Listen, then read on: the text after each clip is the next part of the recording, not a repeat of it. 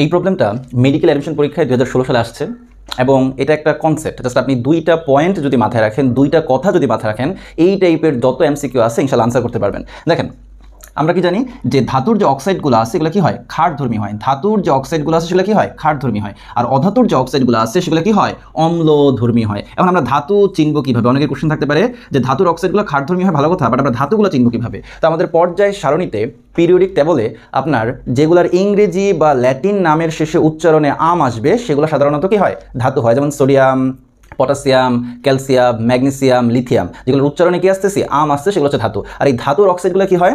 আপনার ক্ষারধর্মী হয়, আর অধাতুর অক্সাইডগুলো অম্লধর্মী হয়। এখন এখানে কোশ্চেনে বলছে যে নিচের কোন অক্সাইড অম্লধর্মী? তাহলে আমরা জানি অম্লধর্মী অক্সাইড কোনগুলা? সেগুলো হচ্ছে অধাতুর অক্সাইড। দেখেন, এই যে আপনার ম্যাগনেসিয়াম অক্সাইড, এই যে ম্যাগনেসিয়াম ধাতু, তাহলে ধাতুর অক্সাইড হওয়ার কারণে কি হবে? ক্ষারধর্মী হবে। এই যে অ্যালুমিনিয়াম অক্সাইড, এই যে অ্যালুমিনিয়াম, এটা একটা ধাতুর অক্সাইড, যার কারণে কি হবে? ক্ষারধর্মী হবে। এই যে সোডিয়াম অক্সাইড, তাহলে এটাও কি সোডিয়াম ধাতু, এটাও কি হবে? ক্ষারধর্মী হবে। তার মানে এই যে অক্সাইডগুলা, এই সবগুলো অক্সাইডে কি হবে? ক্ষারধর্মী হবে। আর এই যে দেখেন কার্বন ডাই অক্সাইড, কার্বন কি একটা অধাতু, আর অধাতুর অক্সাইড হওয়ার কারণে কি হবে? অম্লধর্মী হবে। আমরা জানি এই কার্বন ডাই অক্সাইড যখন পানির মধ্যে দ্রবীভূত হয়, কার্বন ডাই অক্সাইডকে যখন পানির সাথে বিক্রিয়া করানো হয়, এটা দুর্বল অ্যাসিড, কার্বনিক অ্যাসিড তৈরি করে।